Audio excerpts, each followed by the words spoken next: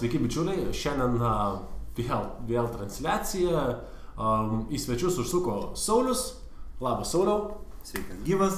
Ir galvojam tai ką, jeigu užsuko kažkas svečius, iš žmonių, kas yra verslininkai, veiklus, tai reikia jums kamerą pašnekėti ir duoti kažkas vėlgi vertės. Jums galbūt vėl keletą idėjų, ką panaudosit ir turėsite kažkokį tai gerą dalyką. Ar tu visus taip iš komfortos zonos išmušinėjai?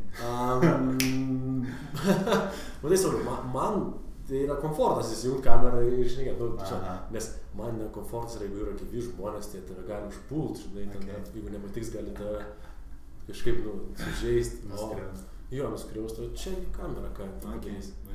Gerai, tai Saulius yra kūrėjas mentorystės platformos Idealog.lt. Tikriausiai bus ir koma, ne? Aš manau, kad. Ja. Papasakok, Sauliau, kas yra tas Idealog, kas yra ta iš viso? Gal pradėkime nuo to, kas yra pradžioje Idealog ir paskui apie tai, kas yra mentorystė, nes čia manau, kad daug kam bus aišku. Tai Idealog, kaip mes tariam, tai yra visiškai... Tai aš iš kaimo kilęs, tai dėl to tai gaunasi. Tai yra visiškai atvira mentorystės platforma ir kaip mes pristatom vienu sakiniu, tai sėkmingos karjeros platforma esamiems ir būsimiems profesionalams. Tai reiškia, kai aš sakau būsimiems, tai tiems žmonėms, kurie nežino savo stipriųjų pusių, nežino, dar nėra atradę to savo tikrojo pašaukimo, tai reiškia, mentoriaus pagalba padėtų tuos dalykus išsigryninti. Tada tiem žmonėm, kurie galbūt turi išsigryninę profesinį pašaukimą, bet nežino, kaip nuo taško A nueiti iki taško B. Tai reiškia, mentorius tada gali padėti planuojantis karjeros kelią, ar ne? Ir trečias dalykas, tai yra tiem žmonėms, kurie jau žino, ko jie nori, žino savo stipriasias pusės ir yra jau pakeliu link savo tos profesinės viršūnės. Ir tada tiesiog, ieško dar žmogaus, iš kurio galėtų dar daugiau perimti ir dar greičiau augti. Okay. Tai reiškia, jeigu aš esu, pavyzdžiui, jaunuolis ar kažkoks sudės profesionalas, kuris ne iki galo žino, kur man keliauti, kaip išnaudoti savo stiprybės ir kaip nepasimaut ant savo silpnų pusių, aš keliauju į Idealog. Visiškai teisingai. Ir registruos ir ten galimybę turiu gauti mokytoją, ne, kuris man Galimybė yra tuomet išsirinkti mentorių. Mentoriai yra save pozicionuoja vienas dalykas pagal miestą, kuriame gyvena, tada pagal profesinę sritį ir kitas toks irgi objektyvus dalykas, trumpas mentoriaus prisistatymas, su tikslu suprasti, tai ar jis man galės tais klausimais padėti. Jo, tada keliauji į platformą, registruojas, kvieti mentorių draugauti, parašai savo motyvacinę žinutę, kurią mentorius gauna ir tada mentorius taipogi turi tą vadinkime apsisprendimo galimybę, tai noriu aš su tuo žmogum dirbti ar nenoriu, ar aš galiu padėti jam tuos tikslus pasiekti ar negaliu ir sutinka arba atmeta. Okay. Tu apie patį tą mentorystės visą koncepciją, idėją, truputėlį papasakot, kaip tu prie to priėjai, kaip gal pats, ar kas tai yra, ne? Tai aš gal nepasakosiu visos savo tos profesinės kelionės, pradedant ten vienom vertybėm, kurios mane kažkaip inspiravo, po to lūžiais į kitas vertybės. Ir svarbiausia yra tai, kad kartu su partnerė Tatjana mes išsigryninam, kad mums svarbi yra kitų žmonių laimė, sėkmė, savirealizacija, profesinė savirealizacija, asmeninė savirealizacija. Savo tam tikrus kelius mes taipogi nuėjom, buvo ir gerų akimirkų, buvo ir blogų akimirkų. Bet aš galvoju, vienas iš atspirties taškų, kurio aš tada dar nesuvokiau apie mentorystę, tai yra metai magistro Olandijai. Ir tenais konkrečiai jau rašant magistrinį darbą, aš rašiau apie lyderystės vystymąsi. Tai aš dariau kokybinį tyrimą ir bendravau su, kažkaip, sutarėm su mano darbo šitų vadovų, kad imsiu viešbučių rinkos viešbučių vadovus. Ir aš juos kalbinu, mes susitikinėjom ir į susitikimą kiekvienas iš jų turi atsinešti po 5 kritinius gyvenimo momentus ir nuotraukas tų dalykų. Tai reiškia momentai, kurie anot jų buvo lemiami tam vystantis tą jų lyderystę asmeninį. Čia tame viešbutis dėl to, kad prieš tai viešbutį indus plojo, kaip pasakoji, dėl to? Might be. Gali būti. Jo, ir atsinešę tuos 5 įvykius, jie man juos pristatydavo ir tada mes analizavom. Tie įvykiai buvo visiškai skirtingi. Gali būti iki tiek, kad žmogus turi žiauriai daug pinigų ir atrodo, kad viską už pinigus galima nupirkti, bet šast atsitinka artimo žmogaus nelaimė, ten konkrečiai buvo mažo vaiko ir supranti, kad tu esi bejėgis. Ir tau lūžta vertybės, lūžta nuostatos, lūžta įsitikinimai ir tas tau kažkaip padeda kitokiu kampu į tą pasaulį žiūrėti. Arba lygiai taip pat gali būti tiesiog atleidimas iš darbo. Bet vadovas pasakė kažką tokio, ar ne, kur man surezonavo. Ir tada esminis momentas, ką mes analizavom, tiksliau aš analizavau, žiūrėjom, ar prie to kritinio įvykio buvo kažkoks žmogus, kuris tau padėjo pasimti iš viso to prasme. Tai ten 80 ar 90% atveju visada buvo kažkas, kas tau padėjo susivokti, tai kas čia dabar įvyko, kodėl tas įvyko ir kaip galbūt kitą kartą galėtų būti kitaip. Tai tada buvo, dabar kai atsuku juostelę atgal, tada buvo tos turbūt pirmos tokios mintis apie tą idėją, kurios dar šiaip nebuvo visiškai kažkur vaizduoti. Aš net nebijoju, kad daliai žmonių kyla klausimas, tai reiškia, ta platforma iDialog esu ir aš kaip užsiregistravęs kaip mentorius, ir turiu 2 mentee, kaip jie vadinasi, reiškia, pavadinkim gal mokinius, kažką lietuviškai, ne?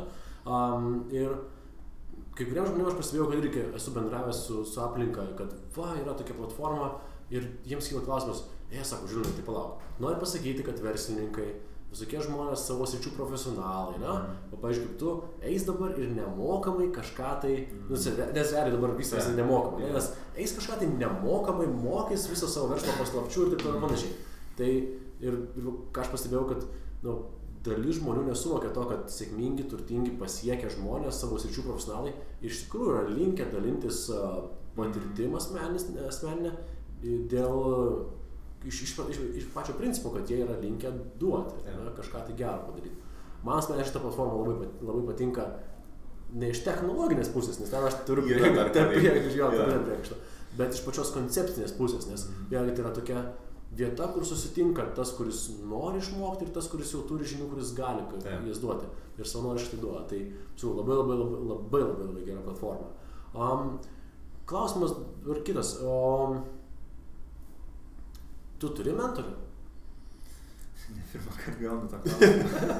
Jau reikia pradėti. Ar pats užsiregistravai kaip mentorius? Ne, kaip mentorius. Tu kaip mentorius, okay. Bet kai aš galvoju, ar aš turiu mentorių, tai aš man atrodo, kad turiu ir ne vieną.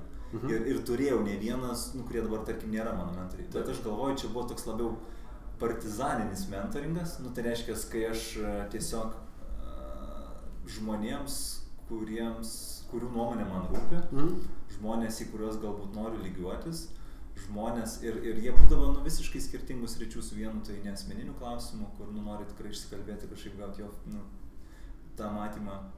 Ir iš profesinės pusės, tai aš manau, kad tikrai yra tie mentoriai, kurių klausinėdavau, kurių tą informaciją gerdavau ir kažkaip jaučiu, kad į tuos esminius klausimus atsakiau ir tada kažkaip nesąmoningai visą laiką judi prie kitų žmonių. Ir iš kitos pusės čia aišku, ne visai mentoringas, bet mentorystė, bet lygiai tos pačios knygos, žinai, ten biografijos. Bet čia jau, sakau, čia jau kita truputį pusė. Jo, bet iš tikrųjų, kaip vadinkim, aš tapsiu senas labai. Mano laikais tai nebuvo tokių platformų, kad kažkas ten, ar net pačios tokios idėjos nelabai buvo, aš kalbu prieš 5, prieš 10 metų, prieš 5 gal jau kažkiek tai buvo, bet prieš 10 metų, kai mes tik pradėjom ten versluose kažką tai suktis, tai realiai net nebuvo tokio net suvokimo, kad tu galėjai pas kažkokį tai sėkmingą žmogų ir tu čia klausi kažkokio tai klausimą. Ir ką aš darydavau, tai aš ir dabar tą pat darau, bet to paties Dariaus Pietario, ten tavo sėkmės medžioklė, tą knygą ten droždavau, nes man buvo Darius Pietaris mentorius, nors jis manęs net nebuvo manęs gyvenime, tik paskui ten susipažinom, tai TMD ir taip toliau. Tai jo. Šiaip vienas įdomus momentas, vienas pas mus mentorius yra buvęs, Darius yra buvęs jo mentorius. Ir Darius jam pasakė labai aiškiai žinutę, sako, aš būsiu tavo mentorium, jeigu tu būsi kažkam kitam mentorius. Ir jis lygiai tą patį dabar, tas mūsų mentorius perdavinėja tą žinutę kitiems mentee ir ten ateityje potencialiems mentoriams. Ok, geras. Buvau šitą užmiršęs, įsirašysiu į tą, ką reikia pasakoti dabar savo mentee. Jeigu dabar žiūri, tai galėjai mintį supratot, ne? Kad tą, kai išmoksit, turėsit perduoti kitiem. Bet manau, kad čia iš esmės sėkmingų žmonių, didžiosios dalies sėkmingų žmonių bruožas tai yra tai, ką jie išmoksta, jie vienaip ar kitaip nori perduot kitiems, kas knygą rašo, kas tai dalyvauja konferencijose. Tai nėra, kad tu tapai sėkmingas, pasiekiai kažkokios tai profesinės ar asmeninės sėkmės ir tu nori tai paimti ir, niekam nesakysiu, užė. Ir išsineštai. Ja. Visiškai jokios vertės tame tada nėra, absoliučiai. Ir aišku, čia vis tiek kažkoks tas sąmoningumo lygis, jisai reikalingas. Aišku, yra ten daug tų metalo pardavėjų, verslininkų, kurie tų dalykų nesupranta. Bet aš manau, kad ir dabar ir ta pati Lietuva, ir pasaulis verčia visiškai kitokį sąmoningumo puslapį, kur žmonės supranta, kad norėdamas gauti turi ir duoti. Okay. Kaip tu matai, pavyzdžiui, šitą platformą dabar iDialog, jūs startavot, stengiuosi išmokti. Visiškai teisingai. Jūs startavot Lietuvoje kaip lokalų verslą. Kaip, net ne verslą, kaip platformą, nežinau, kaip tu matai perspektyvas viso šito, ką jūs planuojate daryti ateityje? Tai dabar tas pirminis tikslas yra turbūt padaryti iDialog atpažįstamų brandų tarp tų Lietuvos žmonių, tarp profesinių sąmoningumų ar profesinių augimų suinteresuotų žmonių, tokių kaip tu ar ne, ir visi tie, kurie žiūri. Tai čia matyt žiūrit ir tokių, kas nori ir vienais. Ir vienoje ir kitoje ekrano pusėje. Beje, tie, kas žiūrit, kas įsijungėt, ačiū labai. Žiūrit transliaciją, tai pasidalinkit, pasišėrinkit su draugais. Ir iDialog linką rasit. Tai tie, kam reikia galbūt mokytoją, užsiregistruokit, susirasti galbūt savo mokytoją. Kiti, kas jaučiate, kad jau esate tokioje pozicijoje, kad galite pamokyti, užsiregistruokit kaip mentoriai. Teisingai sakau, ne? Visiškai teisingai. Čia aš galvoju, šitą vietą galima truputį sustoti, nes absoliučiai kiekvienu atveju yra už mus daugiau ir mažiau žinančių. Tai reiškia, jeigu tu esi suinteresuotas savo profesiniu augimu, tai tu absoliučiai kiekvienu atveju turi turėti žmogų, kuriuo galėtum lygiuotis, galėtum lygiuotis. Ir jeigu tu esi užtektinai sąmoningas suvokti, kad duodamas tu irgi gausi, tai kiekvienas turėtų būti ir mentorium. Mes padarėm tokį minimalų reikalavimą, tai yra minimum 3 metų profesinė patirtis.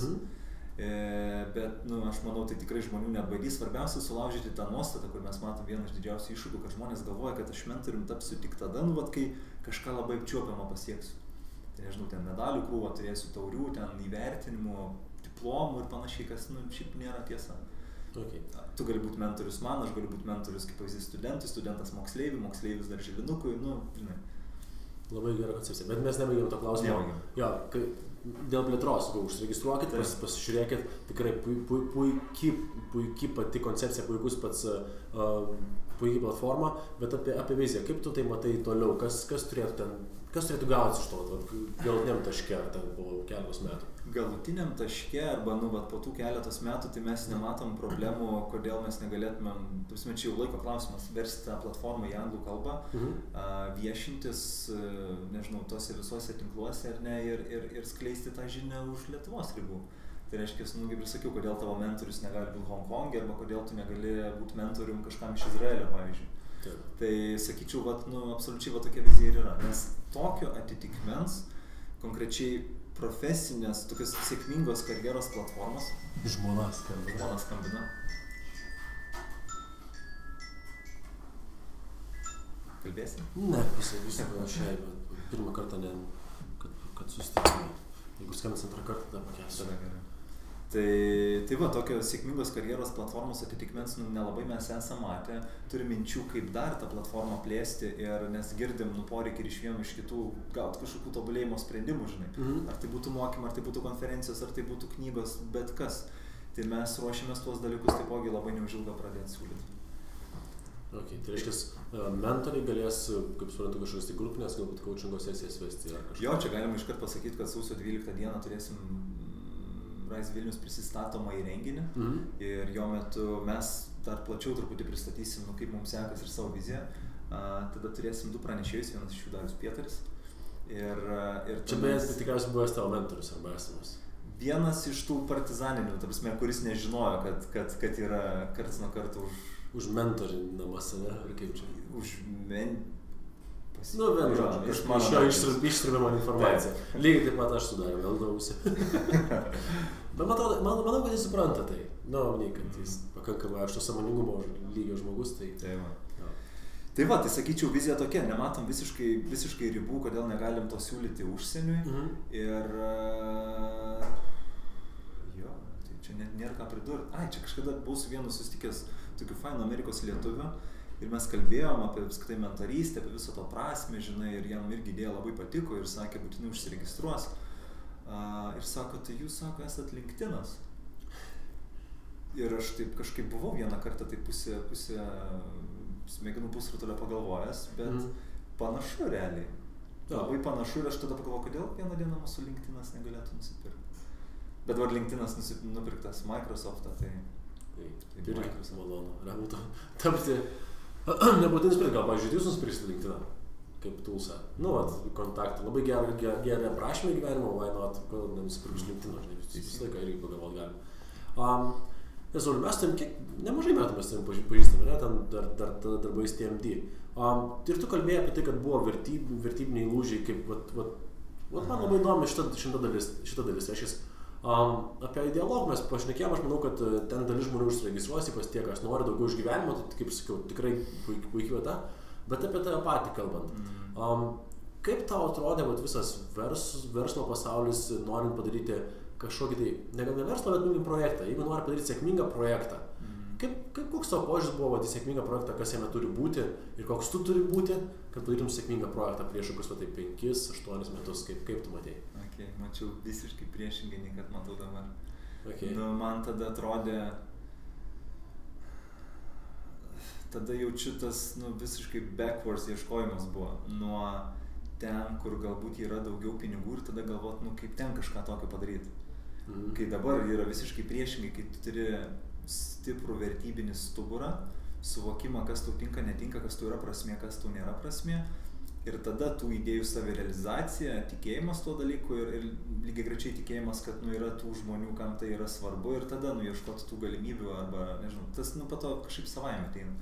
Bet vėlgi, aš negaliu dabar sakyti ir vadintis kažkokiu sėkmingu verslininku, nes šita idėja čia yra antra apskritai mano gyvenime, tokia vystoma. Pirma, nepaėjo, žinai, kas yra visiškai normalu ir sveikintina. Ir aš net nežinau, ar šita paės. Bet šį kartą visiškai tas mindsetas skiriasi, žinai. Tai reiškia, dabar svarbu ta vertė, kurią kuriam. Ir nes tada aplink tai pradeda burtis žmonės, bendruomenė, žinai, tie palaikytojai, kaip tu. Ir tada jau galima ieškoti kažkokių kelių, ar ne, kaip tas galėtų patapti tavo kasdieną, kaip tu galėtum iš šito gyventi. O seniau visiškai mano esminis, pirminis fokusas buvo pinigai, visiškai to neslėpiu. Tai aš žinok, lygiai taip pat mano bičiulis Arnas per tokį vertybių savaitgalį daro irgi savo pirminio klausimo tokį kaip nusistatymą. Aha. Ir aš irgi taip pastebėjau, kad mano ilgą laiką iki realiai tos pokyčio buvo klausimas pagrindinis, ką aš savo užduodavau, kaip uždirbti daugiau, kaip padaryti daugiau babkių, realiai, tai aš lygiai taip pat žinau. Ja.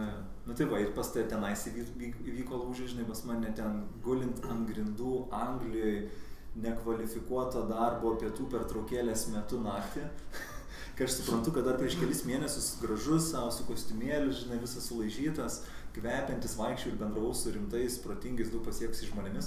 Dabar guliu ant žemės, žinai, gaudau ten minimumą, Anglijoje kažkur, naktį, žinai, ir man tada aš toks laimingas pasidariau ir jaučiu vienas iš tų momentų, kai lūžo mano vertybinis suvokimas, žinai, tada man pasidarė svarbi prasmė, žinai.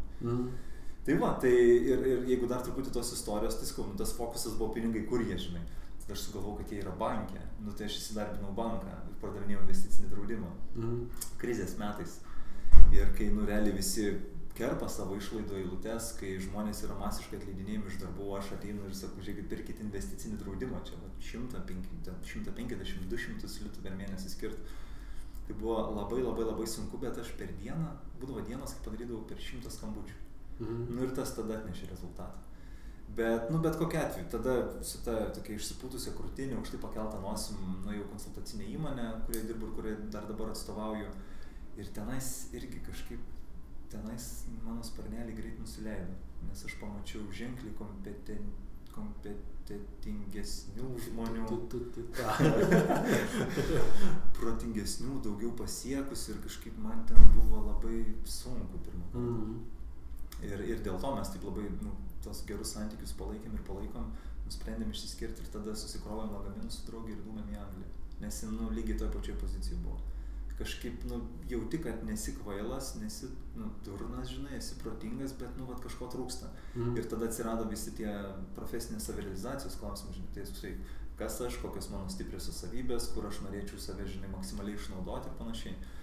Tai vat, tie asmeniniai išgyvenimai realiai ir priveda prie tų tolimesnių idėjų, jų vystymo ir jų plėtojimo.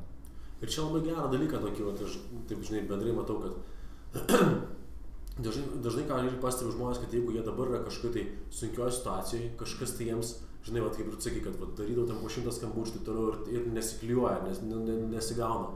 Ir žmonės įsivelia į tokią iliuziją, kad va, taip yra ir tai niekada nepasikeis ir neis iš to išlipti, nes išlipti gali tik tais kažkokie supermenai, ten, kažkas tu ten tokio turi būti. Ir aš ką pastebiu, kad tai yra momentai, kuriuose realiai ir vyksta, bent jau man, nežinau kaip tau, kada būna sunku, kada tu priimi įvairiausius nepatogus sprendimus, jie atrodo pačios bjauriausios dienos, galiausiai gaunasi atsukus viską atgal, žiūriu, kad tai buvo pats geriausias momentas tavo gyvenime, kad buvo tas lūžis, ta tokia transformacija, kad tu, žinai, buvai visiškam iki ausų, iki galvos viršaus ir tai buvo geriausia, kas tai galėjo nutikti tavo gyvenime. Būtent, ja. Nes po to, kaip tu ir sakai, atsisuki juostelį ir pamatai, kad ten buvo tas dugnas, nuo kurio tu ir atsispyrei. Ir ta visiška transformacija kažkaip ir... Aš manau, kad lygiai taip pat ir tu pradėjai verslą. Mes turėjome ir juodų dienų, daug, baltų dienų. Tai ką vis dar žmonės įsivaizduoja, kad jie, pavyzdžiui, daug kas mane, tave ateityje tikiuosi irgi matys daug kas ten video, mokymus, panašiai. Tu jeigu darai mokymus, reiškia, tai žmonės žiūrovai įsivaizduoja, kad Žilinas tai pastovi geros nuotaikos ir jis ten šypsosi, nebuvo saugas ir po to aš kažkur buvau, kur tokia asmeninė erdvė ir sėdžiu dėl kažko taip pat susiparinęs, kažkas man ten nesigavo, ir sėdžiu kažkaip mąstau apie save, apie dar kažką, tai rašausi, prieinu, sako, kas tau Žilinai negerai, tu toks į save sulindęs. Sakau, tai sveiki, aš visoks žmogus. Tai ką norėjau pasakyti, kad tie, kas yra, vadinkim, sėkmingi žmonės, jie irgi žmonės, jie buvo ir tebėra žmonės, ir buvo žmonės. Tai kad labai gerą Saulius dalyką taip iškelia į viršų, kad vertybiniai lūžiai, tavo vertybėse, tavo suvokime, kaip yra daromas verslas, bet tuos projektas, tai turi didžiulę prasmę. Galvoju, apie ką dar tavęs paklausti tokio, kas būtų įdomu žmonėms išgirsti, sužinoti ir... Ir šiaip tada galvoju pridėti prie būtent tų vertybinių lūžių didelė dalim prisideda tie mentoriai. Tai reiškia, labai realu, kad tu išsirinksi mentorių nešinas vienų tikslų, bet gali būti, kad jis pasakys kažką tokio, kas tau mind blowing, žinai, ta prasme, visiškai pakeis tavo požiūrį. Tai mentorius gali būti ir tas, kuris padės tau iš tuos duobės išlipti, gali būti tas, kuris tave į tą duobę įstums, sąmoningai arba nesąmoningai, bet ir sunku, bet kartais tą mentorystę tokiam trumpalaikiam periode pamatuoti, žinai. Galbūt, tarkim, jo networkingas padėjo tau gauti darbą, bet tai irgi čia tas, apčiuopiama, žinai, bet ne visai to mentorystės vertė, jinai labiau ilgalaikį perspektyvą visada pasimato. Gerai, turiu vieną tokį klausimą, nežinau, kiek galės vertinti. Jeigu kalbant apie konkrečius žmonės, tau, kas buvo ir galbūt dabar yra tie žmonės, į ką tu lygiuojasi tavo mentoriai? Nebūtinai vėl, kalbant, tai yra jie tavo autoritetai, nebūtinai tu iš jų mokas. Pavyzdžiui, man tas pats autoritetas ir mentorius yra Anthony Robbinsas, bet jis tikrai manęs nepažįsta, ne? Aš einu į jo seminarus, mokausi, klausau audio video, bet man tai yra mokytojas, ne? Kas tau, iš ko tu mokaisi ir mokaisi? Bum, klausimas, ne? Tai aš galvoju, iš vis pirmi mano mentoriai, tai man didelė laimė, kad aš turiu 2 tėčius, kas kitam gali pasirodyti didelė nelaimė.